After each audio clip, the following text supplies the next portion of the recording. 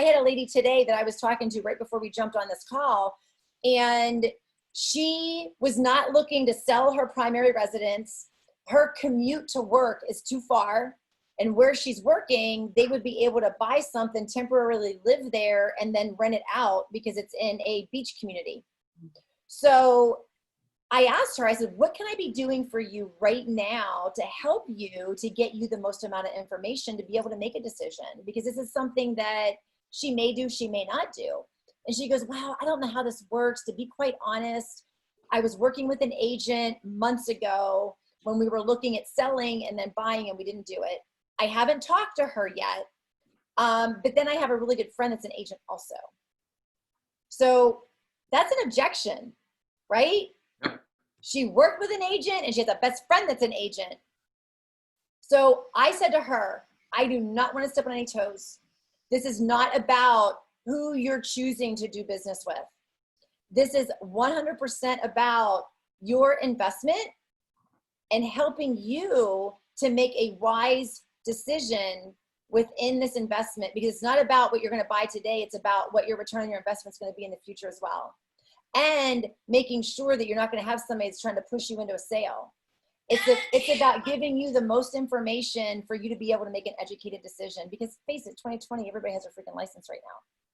So what are those two agents' track history of being able in this market to be able to write a creative contract to get you the home that you don't want to lose, as well as protecting your best interest? So I'm not trying to push anything. I'm just saying there's a lot more that goes into play than people's feelings.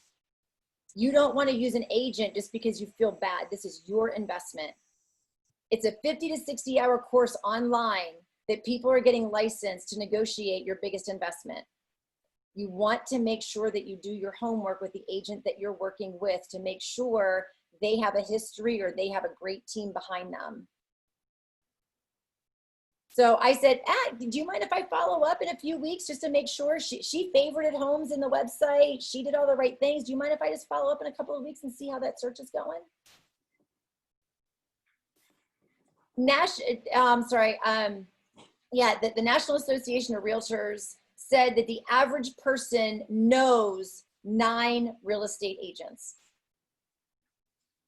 You have to have a value proposition if you're going to be doing business. And you have to be confident about it. Because people feel that lack of confidence if you're not confident on the phone.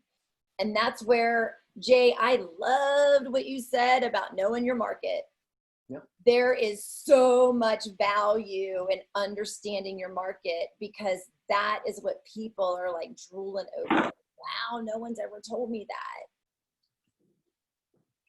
It's powerful, and you have more to offer, because you just have to remember the average agent that is calling leads, or should I say generating leads, isn't calling them.